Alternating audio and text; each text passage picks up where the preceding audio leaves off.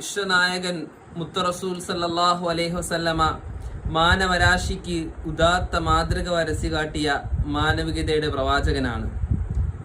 തങ്ങൾ സല്ലല്ലാഹു അലൈഹി വസല്ലമ തങ്ങളെ പറ്റി ഒരുപാട് അമുസ്ലിം പണ്ഡിതരും ചിന്തകരും ചരിത്രകാരന്മാരും വർണ്ണിച്ച് എഴുതിയിട്ടുണ്ട്. ഇവർ എന്തെങ്കിലും നിർബന്ധത്തിന് വഴങ്ങിയോ എന്തെങ്കിലും സമ്മർദ്ദത്തിന്റെ പേരിലോ പറഞ്ഞതല്ല, മറിച്ച് അവരുടെ സ്വബോധത്തോടുകൂടി അവരുടെ സ്വന്തം താല്പര്യത്തോടുകൂടി റസൂലുള്ളാഹി സ്വല്ലല്ലാഹു അലൈഹി വസല്ലമ തങ്ങളുടെ മഹത് ചരിത്രം വായിച്ച് പഠിച്ചതിന് ശേഷമാണ് റസൂലുള്ളാഹി സ്വല്ലല്ലാഹു അലൈഹി വസല്ലമ തങ്ങളെ പറ്റി അവർ വർണ്ണിച്ച് വരികൾ കുറിച്ചത്.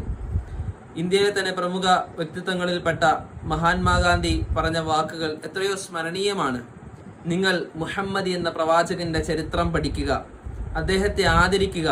ഇസ്ലാം വളർന്നത് ഒരിക്കലും വാളുകൊണ്ടല്ല, മറിച്ച് ഇസ്ലാമിലെ സൽഗുണം കൊണ്ടാണ് ഇസ്ലാം